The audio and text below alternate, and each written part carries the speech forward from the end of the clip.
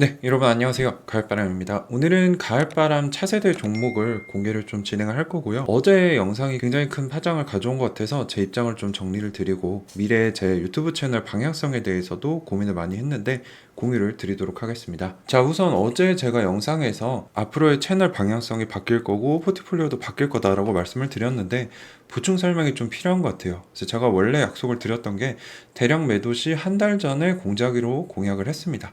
근데 제가 사전 조사를 좀 해봤더니 인플루언서가 주식을 언제 사고 언제 팔 건지 이걸 미리 공지하고 실행하는 행위가 의도적인 주가 변동이나 시장 조작으로 법적으로 문제가 될 수 있다는 것을 좀 확인을 했어요. 그래서 제가 이걸 어렴풋이는 알고 있었습니다. 그래서 예전부터 언제 사야겠다 팔겠다를 공유하지 않았던 건데 어제 영상에서 아이온큐 비중을 서서히 줄여서 궁극적으로는 포트폴리오 10% 이하로 내리겠다, 이 부분에 이제 많은 분들이 집중을 하셨던 것 같은데 핵심은 뭐냐, 언제 할 건지는 제가 얘기하지 않았습니다. 그래서 아직은 제가 대량 매도할 생각이 전혀 없고요. 하게 되더라도 제가 매도하겠다라고 공지 후 한 달 후부터 한다고 했으니까 도의적으로 한 달 뒤부터 하는 게 맞겠죠. 그래서 그렇게 할 생각이고요. 당장은 매도할 생각이 없어요. 그리고 앞으로도 매매 행위 자체를 제 유튜브 채널에서 언급하지 않겠다라고 말씀을 드렸습니다. 10% 아래 이 숫자에 집중하시는 분들이 많은 것 같은데 이거는 궁극적으로 완성될 포트폴리오에서의 계획이지 지금 제 포트폴리오가 상당히 커지긴 했지만 완성되려면 저는 멀었다라고 생각을 합니다. 그래서 이 부분에서 좀 서로 간에 오해가 있지 않았나 라고 생각을 하고요. 어쨌거나 제가 아직도 젊고 경험이 많이 부족합니다. 그래서 저의 표현 방법이 많이 미숙했던 점에 여러분들께 진심으로 사과를 드리고요. 하지만 이 잘못된 해석이나 이런 억측은 자제해 주셨으면 좋겠습니다. 그리고 한 가지 많은 분들이 알아주셨으면 하는 게 저는 자원봉사자가 아닙니다. 제가 물론 좋은 뜻을 가지고 모두가 잘 되자라는 취지로 활동을 하고 있지만 저는 작년 10월에 퇴사를 했고요. 전업 크리에이터, 전업 투자자로 활동을 하고 있기 때문에 어느 정도 수익성을 추구할 수밖에 없어요. 이 부분은 여러분들이 양해를 해주셨으면 좋겠고요. 어제 영상에서도 말씀드렸던 것 같이 제가 뭐 공장 방문해서 안 좋은 거 봐서 파는 거냐, 그랬으면 이미 팔았겠죠. 그렇지 않습니다. 아이온큐를 여전히 2030년 목표가 100불을 가지고 장기 투자할 생각이고요. 다만 제가 양자 투자자로서 2021년 9월부터 시작을 했는데 지금 3년 2개월이 걸렸습니다. 여기까지 오는데도. 근데 제가 지금 주가도 30불 가까이 올라갔고 양자 투자 서적도 냈는데 베스트셀러가 됐어요. 가장 정점에 도달했을 때 활동 영역을 넓히고 싶었습니다. 이제 제가 뭐 이전에 테슬라 투자도 하고 테슬라도 다뤄보려고 했다는 거 많은 분들 아실 텐데 그때는 적절한 시기가 아니었다고 생각해요. 잘 나갈 때 가장 정점에 이르렀을 때 확장하는 게 맞다라고 생각을 해서 좀 이렇게 변경을 하게 됐다라고 말씀을 드리고요. 앞으로의 방향성은 제가 양자 그리고 아이온큐에 좀 이렇게 집중된 투자자, 양자하는 사람이다 이렇게 알려져 있었는데 이제 이 채널을 확장을 해서 미국 중소형주, 정보가 많이 없습니다. 이 중에서도 유망한 템베거들을 전문적으로 발굴하는 채널로 갈 겁니다. 그래서 제 채널 아트 변경된 것도 보시면 가을바람 1기는 끝났고요. 가을바람 2.0으로 올라갑니다. 그래서 1장은 21년 9월부터 현재까지 양자 전문 투자자, 양자 투자 서적 베스트셀러 작가로 활동을 했다면 이건 이어갑니다. 끝나는 게 아니고요. 2장인 24년 11월부터는 미국 중소형주 템베거 전문 발굴가로 활동을 할 겁니다. 그래서 제가 아이온큐에 좋은 분석법들을 많이 도입해서 많은 분들이 도움을 받으셨잖아요. 그래서 그 분석법을 다른 종목들에도 적용을 해서 최소 2배 이상, 목표는 이제 10배입니다. 수익을 낼 수 있는 종목들을 집중 탐구하고 발굴하는 채널로 할 겁니다. 그리고 이거를 제가 이미 펜딩해서 진행을 했었고요. 그걸 이제 유튜브로도 확장을 하고 있는 거죠. 그래서 혹시나 저의 표현법이 미숙해서 뭐 상처를 받으셨거나 저에 대해 나쁘게 생각하셨던 분들 계시다면은 제가 죄송하다는 말씀을 드리고요. 제 의도는 그게 아니었다. 제가 좀 미숙했다. 죄송합니다 라고 말씀을 드립니다. 자, 그래서 차세대 템버거 후보 넘버원은 이노데이터라는 기업입니다. 이 회사는 이제 AI 관련 기업인데 데이터 관리, 컨텐츠 서비스, 인공지능, 디지털 혁신에 특화된 글로벌 기업으로 기업들이 AI를 위한 데이터를 효과적으로 관리, 활용할 수 있도록 솔루션을 제공하고 있다. 그래서 로고는 이렇게 생겼고요. 주요 제품 서비스를 보시면 디지털 데이터 솔루션, 이게 제일 큽니다. 작년 기준 연매출의 60% 이상을 차지하고 있고요. AI 모델 개발에 필요한 고품질 데이터를 수집, 생성, 주석 달기, 학습, 배포 등 이런 것들을 지원한다. 그러니까 생성형 AI가 지금 화두가 돼서 엄청나게 빅테크 기업들이 투자를 하고 있는데 그 AI 모델의 재료가 되는 데이터를 만들고 분류하는 회사라는 거죠. 그래서 뭐 금광이 유행이다. 그러면 그 금광을 캐기 위한 도구를 파는 기업이다. 엔비디아는 GPU지만 얘는 데이터 회사인 거죠. 그리고 이 회사 아래에 이제 두 개의 자회사가 있는데 시노덱스, 의료 데이터 관련돼서 분석하고 새로운 솔루션을 개발. 이것도 AI 쪽이고요. 어질리티는 홍보, 마케팅 홍보를 전문적으로 AI를 활용해서 도와주는 겁니다. 어쨌거나 이게 제일 크고 빅테크를 고객사로 두고 있다는 게 매력이고요. 1988년에 설립돼서 93년에 나스닥에 상장됐고 코드는 INOD입니다. 미국 뉴저지주에 본사를 위치하고 있어서 미국 기업이고요. CEO는 잭 아브호프라는 사람으로 97년부터 CEO로 재직 중이고 연매출은 작년 기준으로 한 1200억, 인력 규모는 4700명, 시가총액이 10억 불 정도 됩니다. 소형주로 분류되고 아이온큐 대비는 훨씬 작죠. 그래서 굉장히 작고 아직까지도 저는 저평가되어 있는 회사라고 생각을 합니다. 그래서 스스로를 글로벌 데이터 엔지니어링 회사다. 데이터와 인공지능 불가분이고 우리는 데이터 회사니까 AI 흐름을 타서 크게 성장하겠다. 이런 얘기를 하고 있습니다. 자, 그래서 CEO 분석을 또 해야겠죠. 아이온큐에서 했듯이. 잭 아브노프라는 분이고요. 이분이 하버드 로스쿨에서 법학 박사를 했어요. 굉장히 특이하죠. 그래서 법 쪽으로 뛰어나서 아마 AI 쪽으로 가서 데이터를 활용하는 부분에 있어서 저작권 뭐 이런 것들이 많이 걸리는데 이런 부분을 원활히 해결할 수 있을 것 같습니다. 그래서 이분 같은 경우는 이 로펌에서 오랫동안 일을 했어요. 와이트 앤 케이스, 체드본 앤 파크 이런 데서 86년부터 94년까지. 그리고 찰스 리버 협회라는 글로벌 컨설팅 회사에서 최고 운영 책임자로 5년 정도 글로벌 컨설팅 회사의 운영을 감독했다. 그래서 법적 전문가고 회사 운영도 해봤다는 거죠. 근데 이 사람이 99년으로 표기되어 있긴 한데 정확한 연도는 잘 모르겠지만 글로벌 데이터 엔지니어링 회사인 이노데이터의 대표이사로 취임을 하게 됐고요. 대규모 언어 모델을 포함한 생성형 AI 기반 모델을 개발하는 상위 10대 글로벌 회사 중에 5군데의 서비스를 하고 있다. 전 세계에 13개 사무실이 있고 4,700명이었죠. 아까 이상의 직원을 가지고 있고 자회사인 어질리티, 홍보 쪽 AI 그리고 시노덱스, 의료 쪽 AI 이쪽도 같이 관여를 하고 있습니다. 자, 그래서 이노데이터 주요 서비스를 보면 생성형 AI를 위해 훈련하고 개선하기 위한 데이터를 개발해서 제공한다. 그리고 기존의 AI도 발달시킬 수 있게 데이터들을 주석을 단다. 주석을 단다는 게 뭐냐면 이겁니다. 기계학습이나 인공지능 모델을 학습시키기 위해 데이터에 이거는 뭐다 이렇게 의미를 부여하는 겁니다. 이게 있어야 이 AI가 데이터 이게 뭐구나 이걸 이해하고 학습을 할 수 있다는 거죠. 그래서 이미지나 텍스트를 해석하고 패턴 인식, 의사결정을 내리기 위해서 주석이 반드시 필요하다. 그래서 이미지 주석, 자율주행차한테 이거는 차량이야, 이건 보행자 이렇게 알려주는 거, 의료 AI한테 이 이미지는 암이다. 뭐 이런 것들. 이런 이미지만 주는 게 아니라 이 이미지가 뭐다라는 주석을 달아줘야 AI가 이거를 이해하고 활용할 수 있다는 거죠.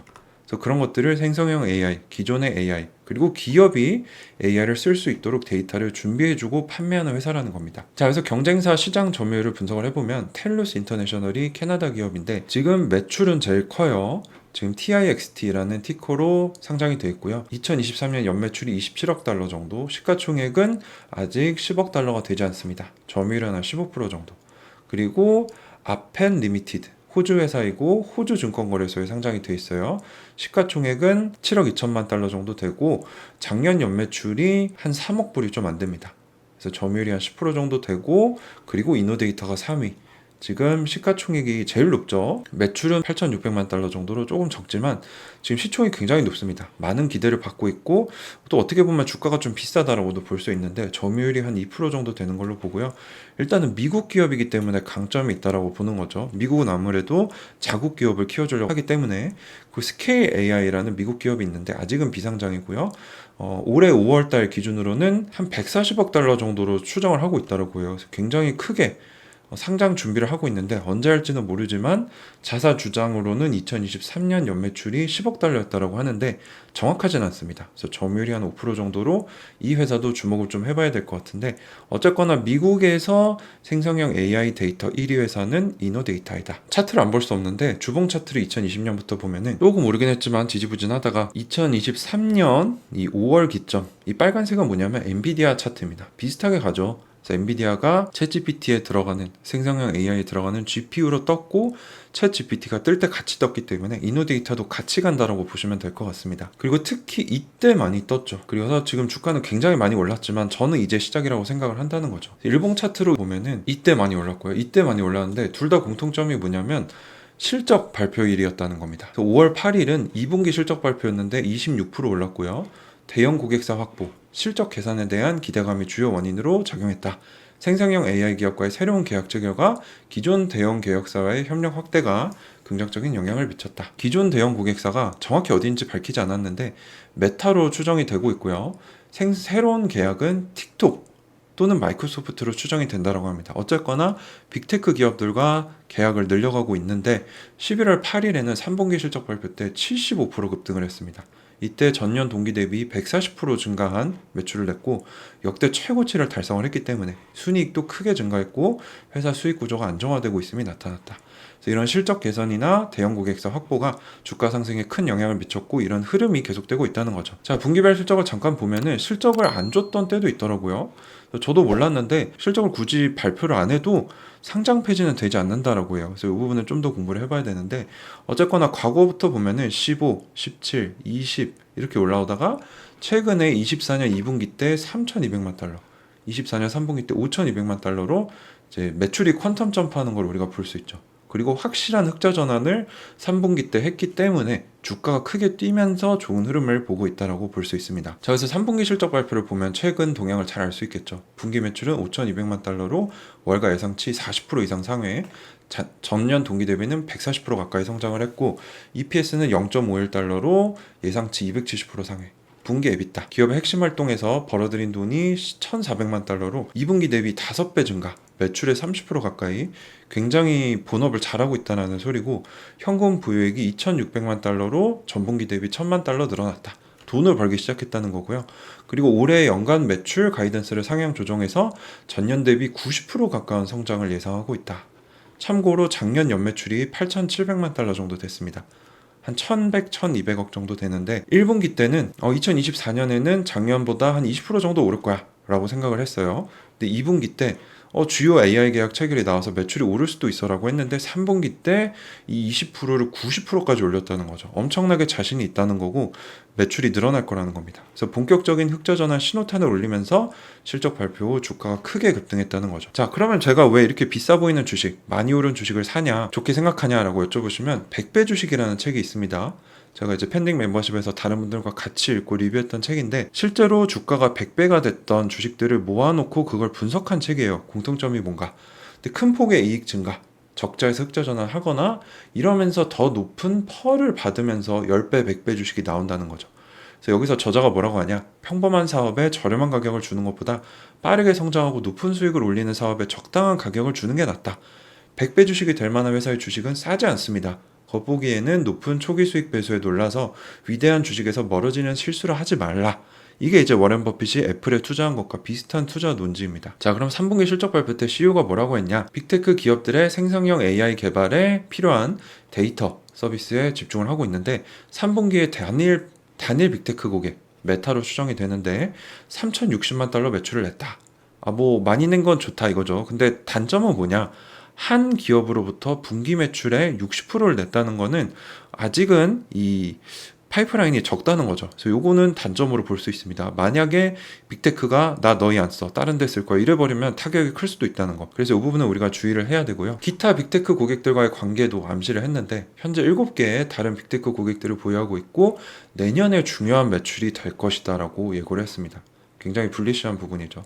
초기 연간 수익은 300만 달러에 이를 것으로 예상이 되고 이 한 고객이 3분기 새로운 계약을 체결한 미디어 플랫폼이다. 뭐 틱톡인지 마이크로소프트인지 모르겠지만 새로운 매출이 나기 시작했고 내년에는 다른 빅테크로부터도 큰 매출을 낼 거다라고 얘기를 했다는 거죠.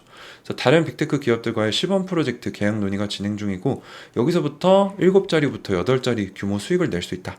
뭐 수백만 달러에서 많게는 1억 달러까지 갈 수 있다는 거죠. 그래서 뭐 얼마나 날지 모르지만 새로운 매출이 날 수 있다는 거고 현재 고객사 현장에 직원들을 배치하기로 했습니다. 이 얘기는 뭐냐? 어느 정도 이 계약이 나올 수 있다라는 의미로 해석을 합니다. 그리고 이것뿐만 아니라 빅테크뿐만 아니라 연방정부로부터의 매출도 늘리고 있는데 어질리티 플랫폼 이제 마케팅 홍보를 전문적으로 도와주는 AI 플랫폼인데 정부와의 계약이 늘어나고 있다. 2분기 때 첫 번째 정부와의 계약을 체결했는데 3분기 때 새로운 계약도 체결했다. 그래서 공공 부분에서도 매출을 늘리고 있다는 거죠. 그래서 회사가 잘 성장하고 있다고 추정할 수 있는 겁니다. 자, 그래서 인력 동향을 보면 회사가 얼마나 커가고 있는지 정확히 볼 수 있는데 제가 링크드인에 연에 60만 원 주고 가입해서 보고 있는 데이터입니다. 굉장히 비싼 데이터예요. 그래서 22년 11월 기준으로는 3,500명, 23년 5월에는 거의 안 늘었어요. 1명. 23년 11월에는 176명이 늘었고요. 24년 5월에는 314명, 24년 11월에는 700명이 늘었습니다. 근데 이게 불과 제가 며칠 전에 조사했던 자료인데 지금 조사를 해보니까 여기서 17명이 더 늘었습니다. 이 얘기는 뭐냐? 최근 들어서 인력을 더 많이 뽑는다는 것은 그만큼 일이 많을 거다. 그만큼 매출이 늘어난다라고 해석을 할 수 있는 거죠. 기업이 바보가 아닙니다. 단기적으로 매출이 늘 거다라고 생각하면은 이렇게 인력을 늘리지 않죠. 그래서 여기서도 저는 이 회사가 크게 성장할 수 있다는 거를 엿볼 수 있었습니다. 자, 월간 어떻게 보냐? 시킹알파의 평가를 보면은 일단 밸류에이션은 D, 너무 비싸다. 대신 성장성 좋고 수익성 좋고 주가 모멘텀 좋고 실적을 이렇게 변경을 했을 때 좋게 변경하고 있다는 거. 그래서 월스트리트는 바이 등급, 매수 등급을 주고 있고요. 3명이 평가를 했는데 2명은 바이, 1명은 강력 매수 추천. 그리고 평균 12개월 후 목표가는 현재보다 26% 위로 보고 있기 때문에 다 좋은데 조금 비싸다는 게 흠이라는 거죠. 그래서 밸류에이션을 좀 봤더니 이제 미래 12개월 순이익 기준 시가총액이 지금 37배인데 섹터 미디안이 20% 정도로 한 1.5배, 2배 정도 고평가되어 있다고 보고 과거 12개월 순이익 대비 시가총액 퍼는 60배로 섹터 평균의 한 3배 정도 됩니다. 그리고 PSR 기준으로 보면은 섹터 평균이 한 1.6배 정도 되는데 6, 7배 정도로 한 4, 5배 정도로 평범한 기업들보다는 확실히 이 주가가 비싸다라고 볼 수 있는 거죠. 그래서 살까 말까 요거는 이제 여러분들이 공부를 해보시고 판단해 보셔야 될 것 같습니다. 자, 어쨌거나 저 의견을 정리해서 말씀을 드리면 아이언큐에서 다른 소형주 분석, 발굴, 확장을 하는 가운데 제 표현법이나 전달 방법이 많이 미흡했던 것 같습니다. 이 부분에 대해서는 여러분들께 심려를 끼쳐드려 죄송하다는 말씀을 다시 한번 드리고요. 앞으로는 아이언큐에 구속되지 않고 미국 중소형주들 중에 10배가 될 수 있을 만한 유망한 종목들을 전문적으로 발굴하는 텐베거 채널로 확장 활동하겠습니다. 해당 유망 종목들 뿐만 아니라 어느 정도 성장성도 갖추고 안정성을 갖춘 미드필더 포지션 또는 안전하지만 S&P를 초과 달성할 수 있는 수비주 포지션 발굴 작업은 펜딩에서 먼저 합니다. 아무래도 저한테 직접 후원을 해주시는 분들이기 때문에 펜딩에서 먼저 진행을 하고요. 그 후에 이제 무료로 유튜브에는 이 종목들 중에 괜찮았던 거 몇 개를 공개해드리는 방식으로 운영을 할 거고요. 더 깊고 리얼타임으로 실시간으로 빠르게 알고 싶으시다면 당연히 멤버십 가입을 저는 추천을 드립니다. 자, 그래서 이노데이터 같은 경우는 제가 9월 19일에 처음 기업 분석을 하고 투자를 했는데 현재는 그때 대비 주가가 160% 올랐습니다. 9월 19일에 제가 분석을 했던 자료고요. 어쨌거나 총평은 제가 아이온큐에 여러 분석법을 도입해서 실행을 했는데 최근 4배 수익까지 올라온 것 같이 다른 중소형주에도 똑같은 방법을 적용하면 충분히 좋은 기업들을 발굴해서 좋은 수익을 낼 수 있을 거다라고 생각을 해서 활동 범위를 넓혀간다는 거죠. 그래서 제가 앞으로도 더 힘을 써서 구독자분들 뿐만 아니라 우리나라 국민들, 투자자들의 현명한 투자관을 확립하고 공부하는 방법을 가르쳐드리고 또 우리가 많은 외화벌이를 하고 있잖아요. 거기에 힘쓰면서 애국하는 사람이 되도록 하겠습니다. 자, 그래서 오늘 가을바람 차세대 종목인 이노데이터 종합적으로 분석해드렸고요. 미래 채널 어떻게 방향성 가져갈 건지도 공유를 드렸습니다. 네, 여러분 요거 한다고 아이온큐 버리는 게 아닙니다. 아이온큐 계속 가져갈 거고요. 투자도 계속 할 겁니다. 도움이 되셨다면 구독과 좋아요 한 번씩 부탁드리고요. 다음 시간에는 더 좋은 정보로 찾아오도록 하겠습니다. 감사합니다. 가을바람이었습니다.